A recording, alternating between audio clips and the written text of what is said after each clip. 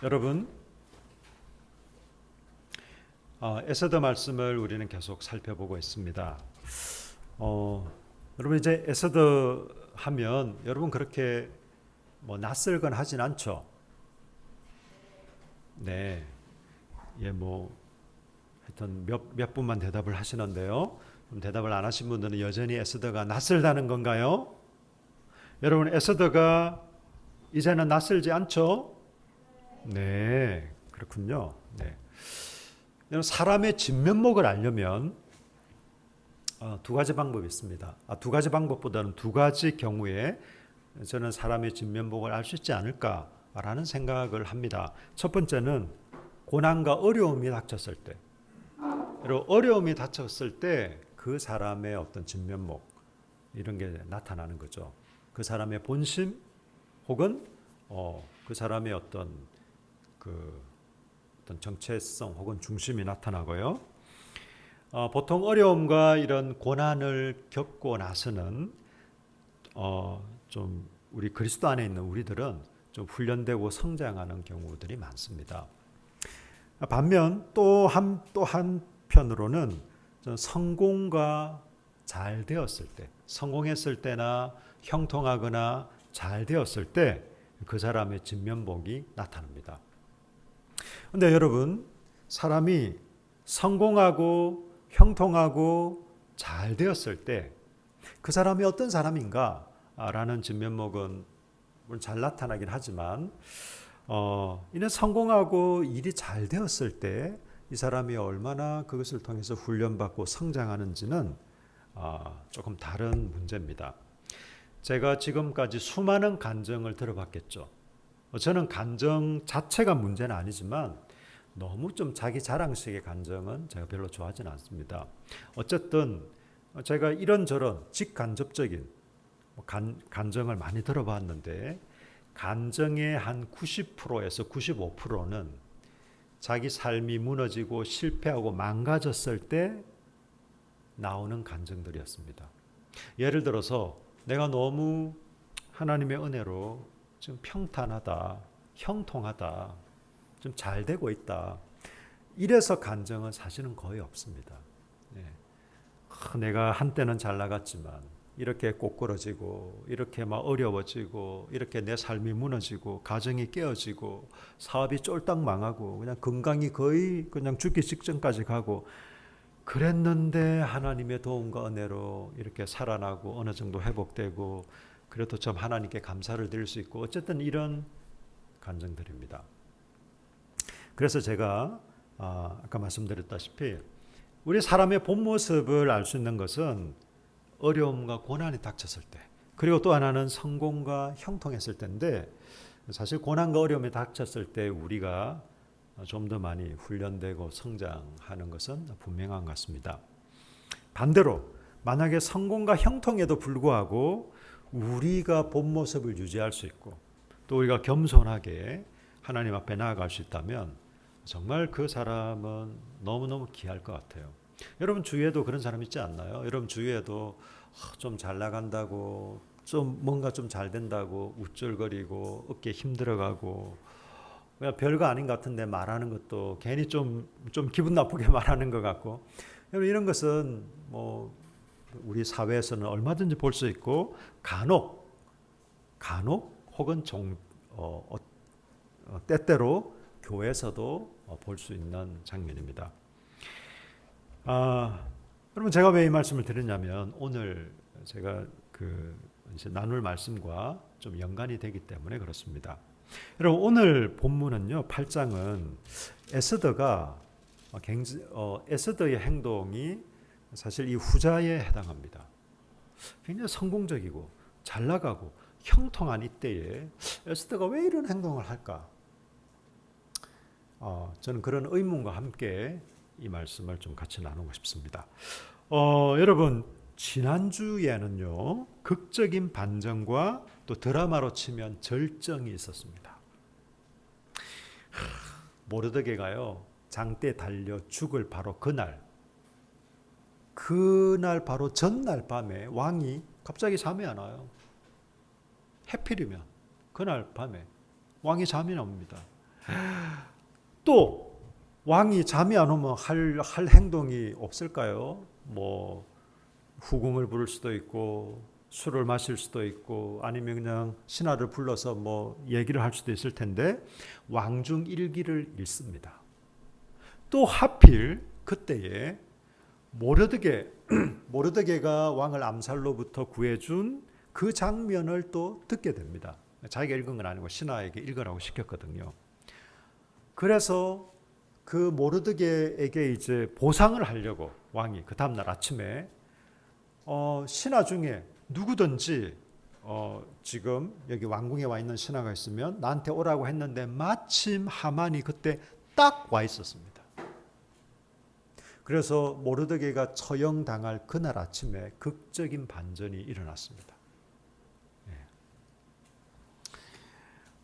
이게 지난주 설교였고요. 오늘 읽진 않았지만 7장에서는 왕이 에스더에게 이제 두 번째 잔치거든요. 7장이 소원을 묻습니다. 그것도 두 번이나. 네 소원이 뭐냐 에스더야. 내가 나라의 절반이라도 줄게. 말만 해라. 여러분 이렇게 했을 때 에스더가 얘기를 합니다. 7장 3절에 보니까요. 내 생명과 내 민족을 구해주세요. 내가 지금 죽을 위기에 처해졌습니다.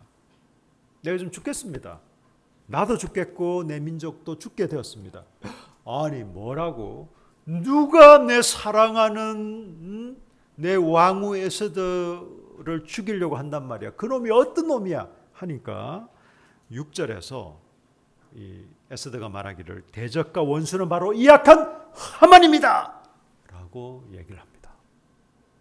그때 그냥 하만은 너무너무 두려웠던 거죠. 왕은 너무 화가 나가지고 아니 이놈이 내가 이토록 총애하고 내가 잘해주고 했는데 아니 어떻게 나한테 이럴 수가 있지? 이 못된 놈하고 너무 화가 나서 잠깐 다른 곳에 갔어요. 왜 갔는지는 모르겠어요.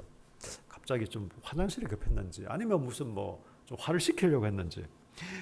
그러니까 하만이 어떻게 했겠습니까? 당연히 왕후 에스더 앞에 무릎을 꿇고 엎드려가 제발 살려달라고 한 번만 살려달라고 하는 그 모습이 왕이 다시 돌아와서 보니 마침 그 모습이 이 하만이 자기 아내 에스더에게 나쁜 행동을 하려는 것처럼 보였습니다. 사실은 그게 아닌데.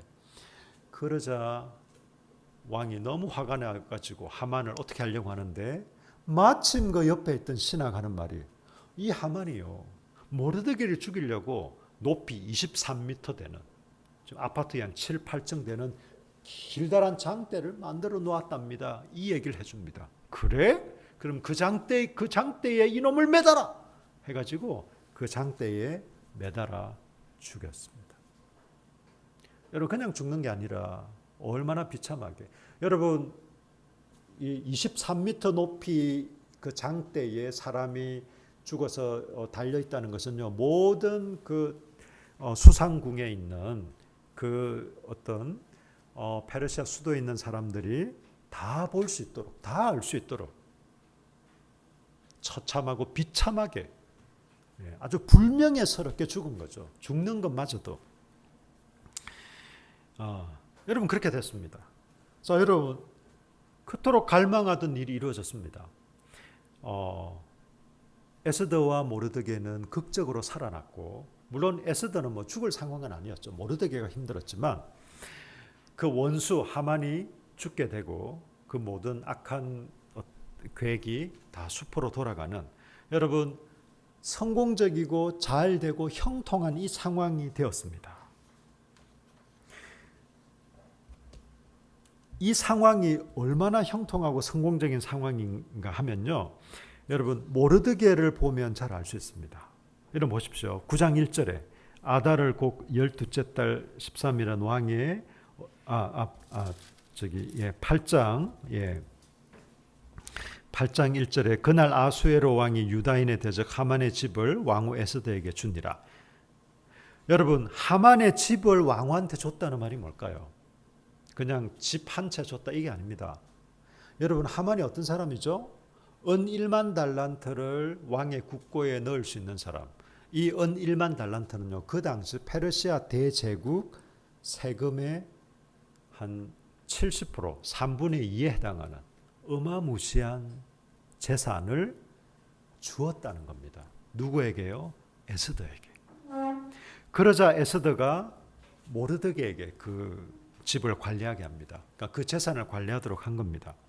그리고 여러분 보십시오. 1절 하반절에 에스더가 모르드게에게 자기에게 어떻게 관계됨을 왕께 아뢰었으므로 모르드게가 왕 앞에 나오니, 이제 에스더와 모르드게의 관계를 얘기한 겁니다. 사실은 모르드게는 저의 삼촌이기도 하고 저의 또 양아버지이기도 합니다. 저희 부모님은 다 돌아가셔서 마치 그냥 제 아버지와 같은 분입니다. 저를 이렇게 길러주시고 지금 제 왕후가 되기 전까지도 저를 이렇게 잘 양육해 주셨답니다. 이렇게 말을 하니까 2절에 보십시오. 왕이 하만에게서 거둔 반지를 빼어 모르드게에게 준지라. 여러분, 모르드게는 왕의 은혜를 입긴 입었습니다. 왜냐하면 왕을 암살 위험으로부터 구해줬기 때문이죠. 물론 어느 정도 보상은 받고 어느 정도 지위는 얻었지만 페르시아의 제2인자가 된 것은 아니었습니다. 그때는. 하만에게 준 반지를 빼어서 줬다는 이 말은요, 거의 왕을 대신할 수 있는, 왕은 당연히 안 되겠죠.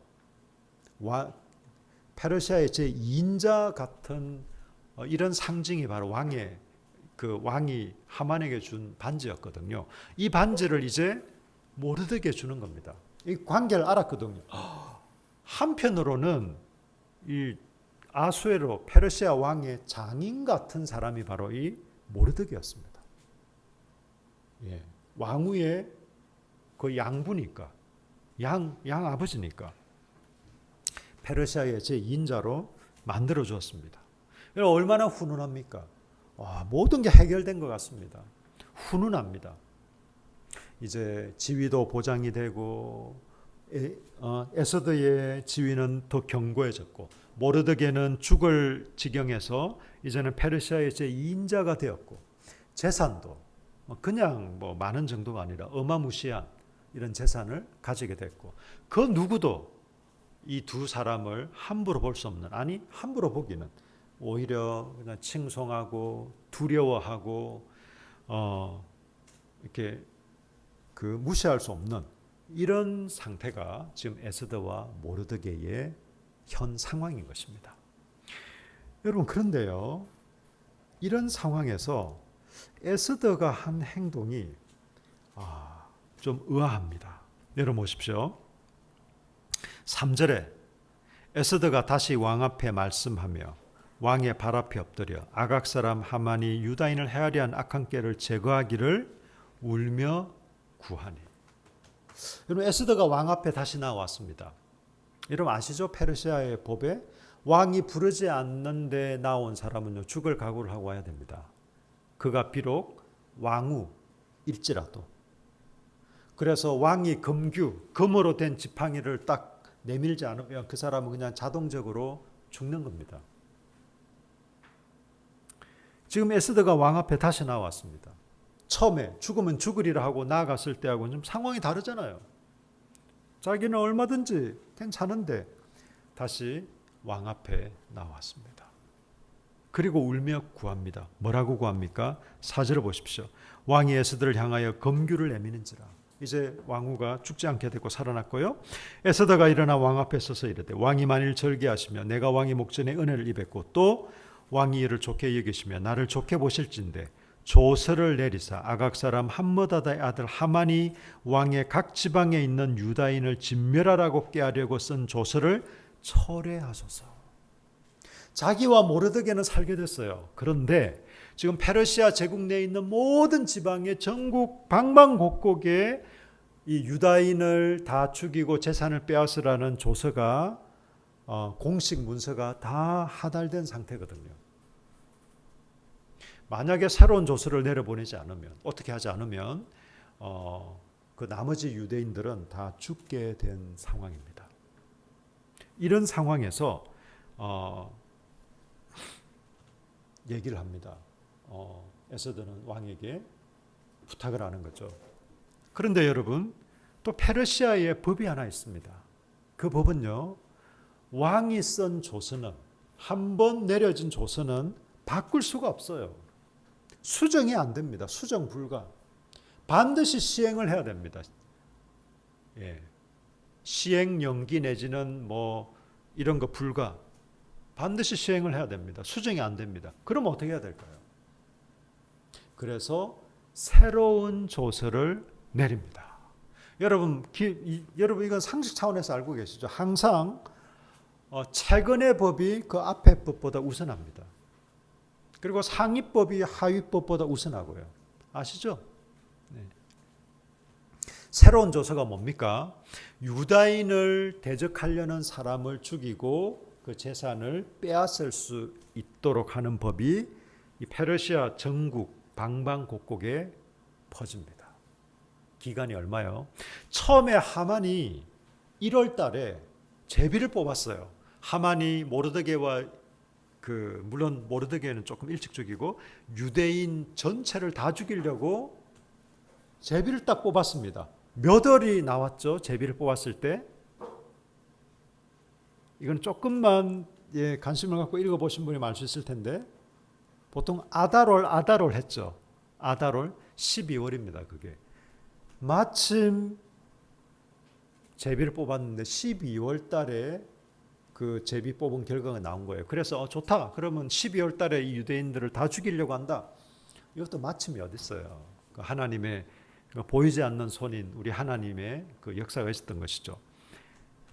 다 그게 내려갔습니다. 그리고 지금은요. 언제입니까? 여러분 8장 9절을 보세요. 8장 9절. 그때 시완을 곧 3월 23일에 왕의 서기관이 소집되고 이 조서를 새로 쓰기 위해서 지금 이 새로운 조서를 3월에 쓰고 있습니다. 그러니까 9개월이 남은 거예요. 목사님 9개월이면 너무 시간이 많고 아닙니다, 여러분.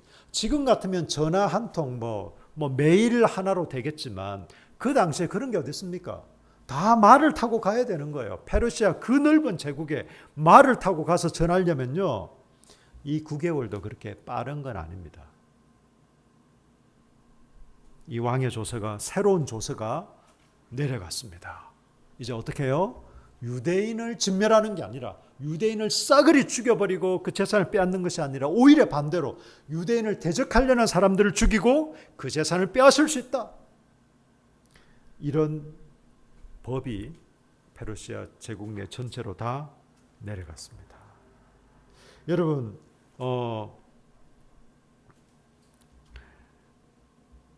여러분 9절을 보세요.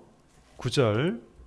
그때 시완을 곧 3월 23일에 왕의 서기관이 소집되고 모르드게가 시키는 대로 조서를 써서 인도로부터 구석까지 127지방 유다인과 대신과 지방관과 관원에게 전할세.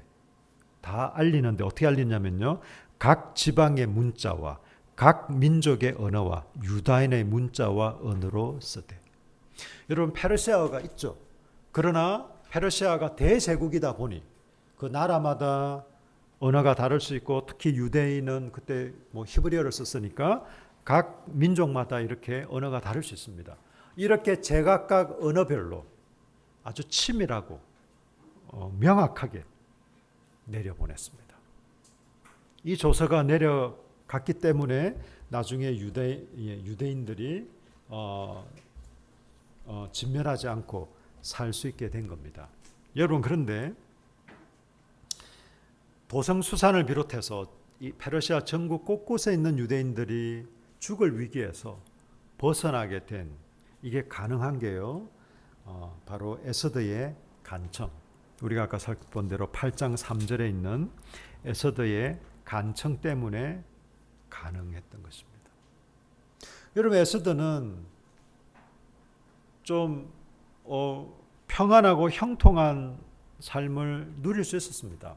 굳이 얘기 안 해도 자기에게는 이미 그의 지위와 그의 또 재산 여러 가지 면에서 그런 모험을 선택하지 않아도 되었습니다. 그럼에도 불구하고 에스더는 모험을 선택했습니다. 여러분 저는 이 본문을 묵상하면서 그리고 설교를 준비하면서 에스더 제목 에스더 스스로를 증명하다. 에스더의 믿음이 에스더가 죽으면 죽으리라고 고백했던 바로 그의 고백이 진실한 고백이었구나라는 것을 다시 한번 알고 확인할 수 있는 장면이 저는 이 장면이 아닐까 확신합니다. 그가 충분히 형통하고 충분히 성공적이고 충분히 잘 되고 있고 잘 되어 있는 이 상황에서 다시 그 모험을 선택하고 이 모험은요 자기 죽음을 걸고 하는 거예요. 왕이 검규를 내밀지 않으면 죽는 겁니다. 그냥 내 부탁을 안 들어주네? 그 정도가 아닙니다, 여러분. 그럼에도 불구하고 에서드는 간청을 합니다. 이것을 통해 볼 때 에서드의 진실한 믿음, 그리고 그가 하나님을 사랑하고 또 하나님의 언약 백성을 사랑했음을 우리가 다시 한번 확인할 수 있었습니다. 여러분, 저는 성공도 중요하죠. 여러분, 우리에게 성공도 중요합니다. 성공적인 삶도 우리에게는 중요합니다. 그렇지만 더 중요한 건 성공 이후의 삶입니다. 여러분 기억하십시오. 우리가 형통하고 잘 되고 잘 풀릴 때 여러분 우리의 믿음과 우리의 삶을 돌아보고 점검하는 게 꼭 필요합니다. 여러분 실제로 시험과 타락이 언제 일어나는지 아세요? 어렵고 힘들 때, 내 삶이 지금 고난과 힘들고 어려운 문제로 막 쌓여 있을 때, 그때보다 일이 잘 풀릴 때, 한가할 때, 평화로울 때, 안락할 때, 여러분 이때 우리는 시험과 타락에 더 많이 빠집니다. 여러분 성공 이유가 더 중요합니다. 우리가 일이 잘 풀릴 때가 더 위험합니다. 여러분 하나님의 은혜 가운데 평안하십니까? 오히려 더 긴장하고 기도하십시오. 여러분 혹시 힘들고 어려운 상황에 있습니까? 하나님을 의지하십시오.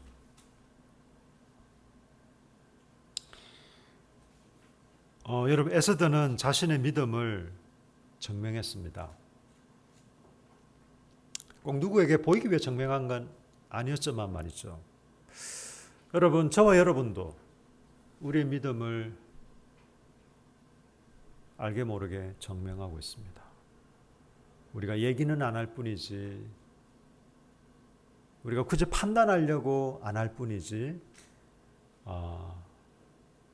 우리 어떤 믿음 생활하는 우리 이런 삶의 모습을 볼 때 스스로 그 믿음을 나타내 보이고 있습니다. 여러분은 어떠세요? 여러분은 어떤 사람이 되기를 원하십니까?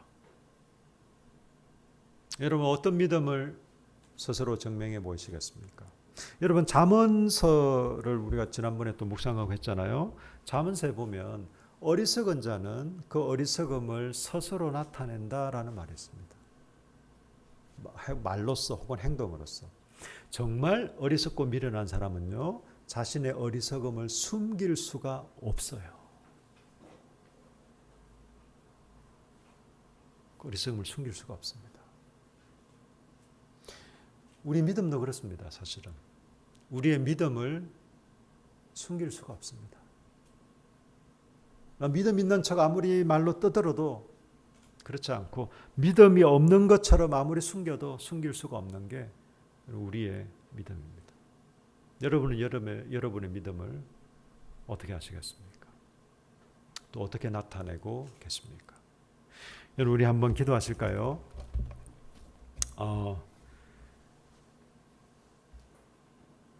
에스더가 스스로의 믿음을 증명했듯이 우리가 우리의 믿음을 좀 하나님 앞에서 나타내고 믿음의 삶을 살아가도록 좀 기도하십시다. 여러분 혹시 힘들고 어려운 상황 가운데 있습니까? 여러분 하나님을 찾고 의지하십시오. 여러분 헛된 대상을 찾지 마십시오. 여러분 어떤 사람들은 사람 중독인 사람이 있어요. 아니면 관계 중독이라고도 하죠. 막 사람을 찾습니다. 하나님의 형상인 사람과 교제하는 건 너무너무 귀하고 복된 거예요. 그러나 자기의 탈출구로 의지의 대상으로 사람을 찾는 것은요, 그건 무상이 될 수 있습니다. 그러니까 사람을 의지하는 것은요, 한순간도 내 옆에 사람이 없으면 나는 견딜 수 없고, 내가 어렵고 힘들 때마다 사람을 찾는다, 그런 사람은요 사람 자체가 무상이 될 수 있습니다. 여러분, 다른 사람마다 다양합니다. 동굴을 찾아가는 사람마다 어떤 사람은 그냥 혼자 있는 것으로, 또 어떤 사람은 여러 사람 가운데 있는 것으로, 또 어떤 사람은 또 다양한 방법으로. 여러분, 그렇게 하지 마시고 하나님을 찾고 의지하십시오. 여러분, 혹시 잘 나가고 계십니까? 여러분, 형통하세요? 여러분, 평안하십니까? 더 기도하십시오. 더 긴장하십시오. 더 하나님을 붙드십시오. 여러분, 우리 함께 기도하겠습니다. 다 같이 기도합니다.